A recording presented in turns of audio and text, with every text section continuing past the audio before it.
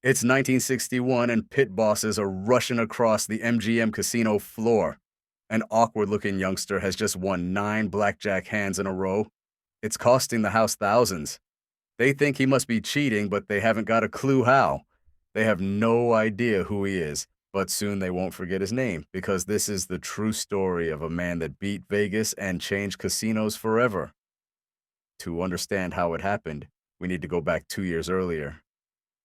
It's 1959 in Massachusetts, and Ed Thorpe, a driven math PhD, has just started a premier teaching position at MIT. He's a true geek, deeply engrossed in solving puzzles. To him, tackling complex problems is fun. He calculates the odds on everything, everything, everyday things. He's very involved with statistics of every kind. So when he stumbles across an article in an academic journal that details the issue of probability in blackjack, he's intrigued. The charm of blackjack lies in its simple play. Victory requires a player to hold a card total surpassing the dealer's without exceeding 21. Uh, the article, Thoughts When Reading, details the optimal approach for playing each possible hand. It's precisely the type of mathematical puzzle that gets Thorpe going. With a brief getaway to Vegas already planned, his interest is piqued. Now, he's not interested in risk taking and somewhat short on funds, but while he's there, he decides to engage in a little play so he can get a feel for the game. We went out to Las Vegas, and I never gambled because I knew it was a loser for most people and the odds were against you, but I bet $10 and I played for about 40 minutes, and I had an interesting experience. Armed with insights from the article we previously pursued, he takes a seat holding a small card listed on the card of Fundamental Strategies for Playing Blackjack Efficiently.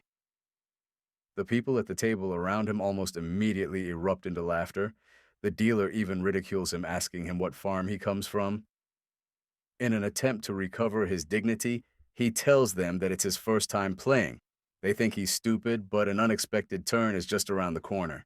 His strategy card recommends him to play the opposite hand to what the more seasoned players around him might propose. His system is counterintuitive.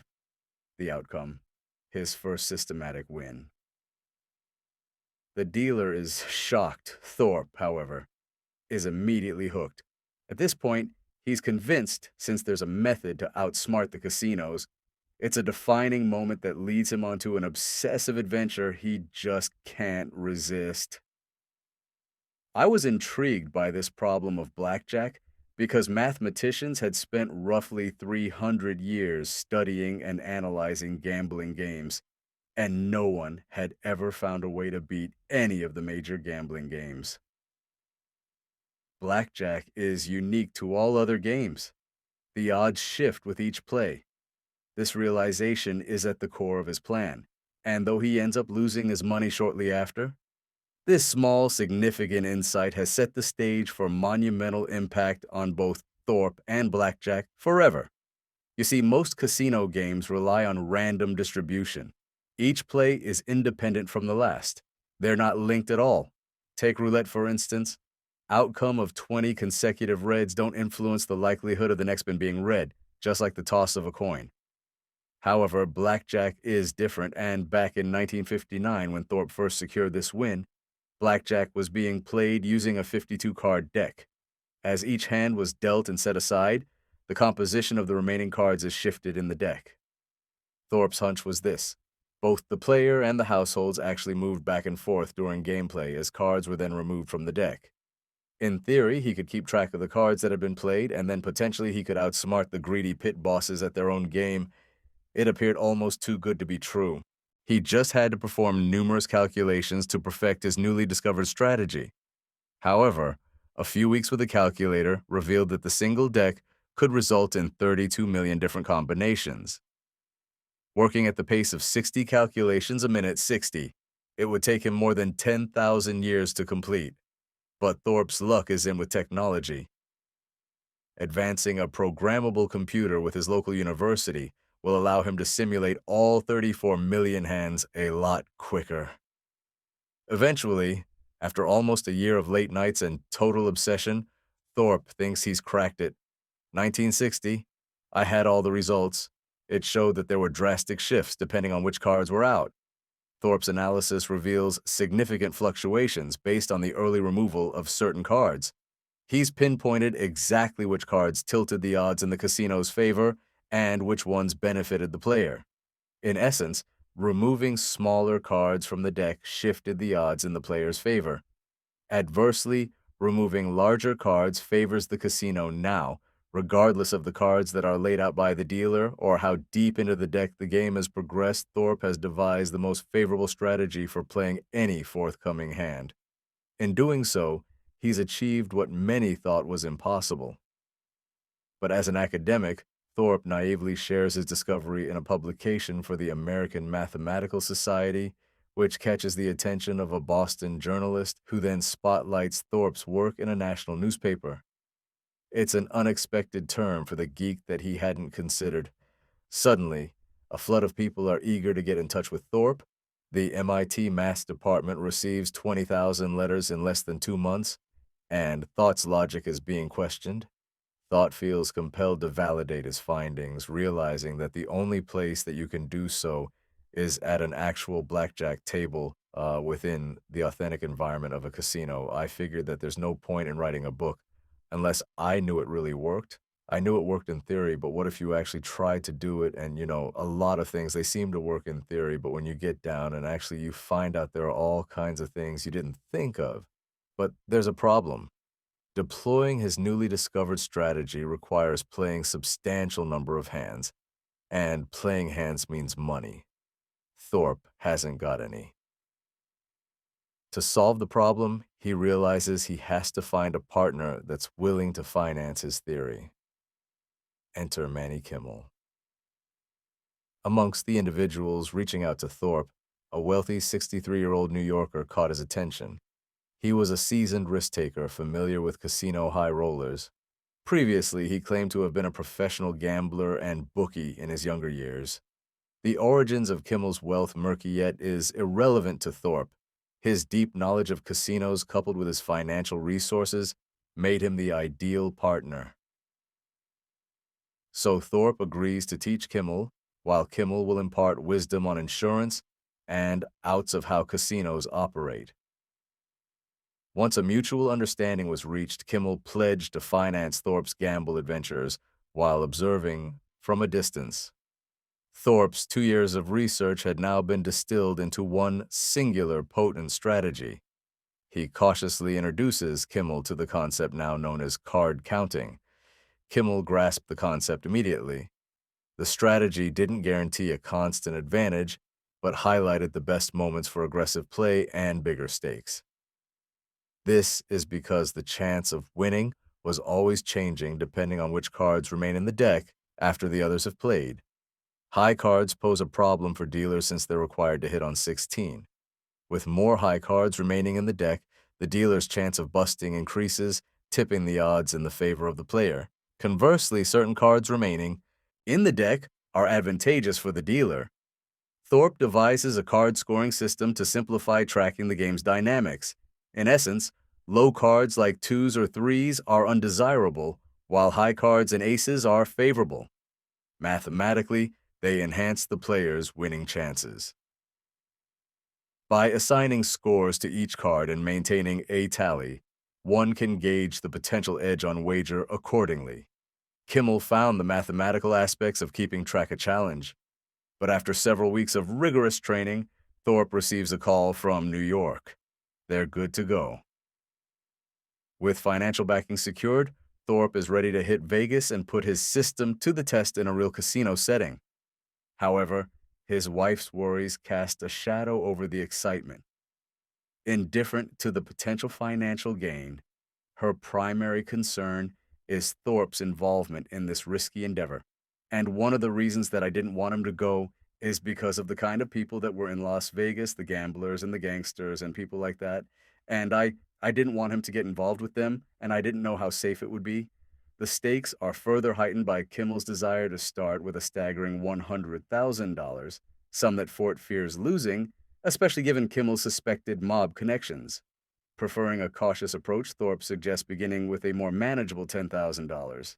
He finds himself delicately balancing the risk between casino pit bosses and his new associate. Either way, Thorpe is up to his neck in risk.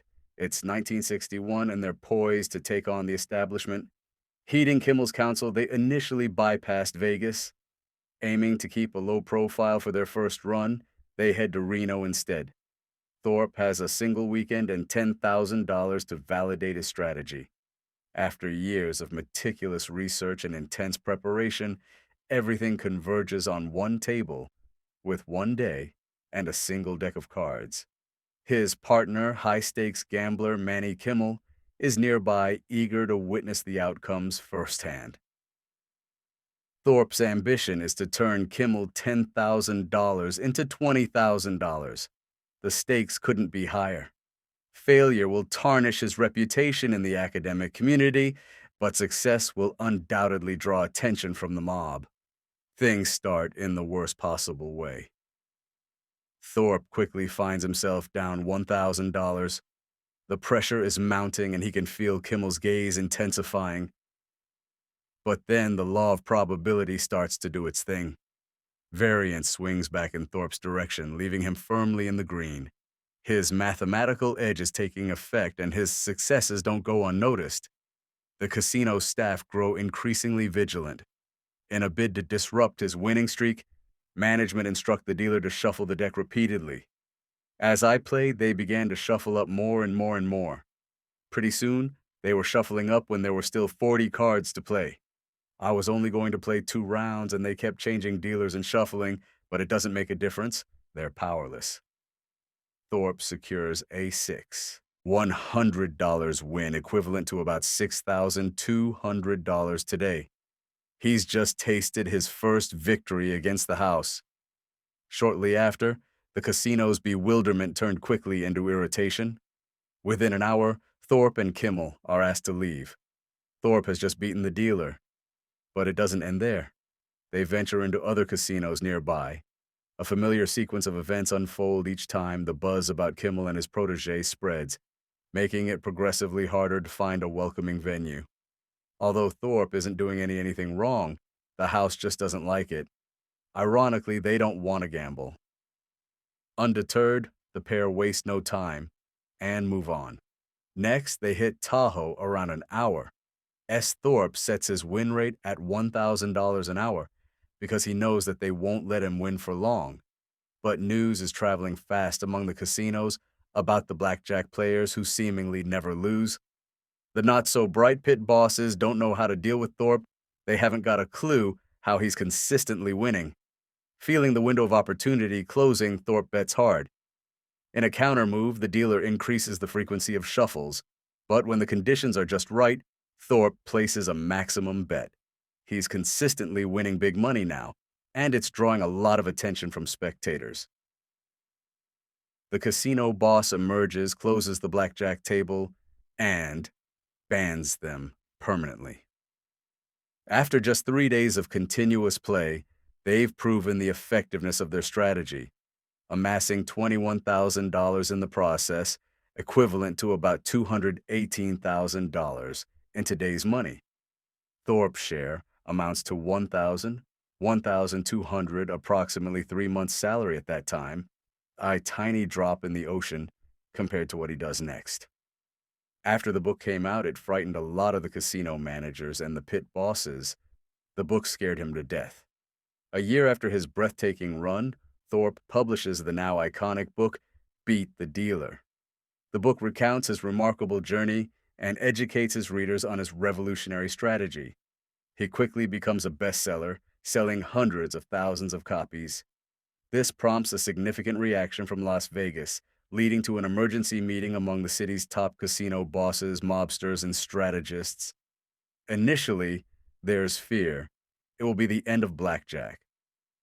However, in reality, the outcome was quite different. The book triggered a nationwide frenzy, and with thousands of Americans flocking to casinos in a surge of blackjack play. But despite the enthusiasm, very few succeeded in mastering card counting. In reality, the book became an excuse to take a trip to Vegas and gamble.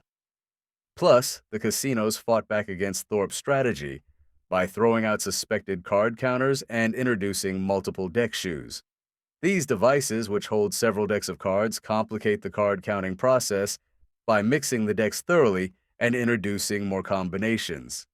But Thorpe couldn't care less. His next move would be far bigger than Las Vegas. It rapidly became clear that the biggest game that I could find it anywhere was the New York Stock Exchange, with an estimated net worth of around $800 million today. He didn't just beat the dealer, he beat Wall Street too.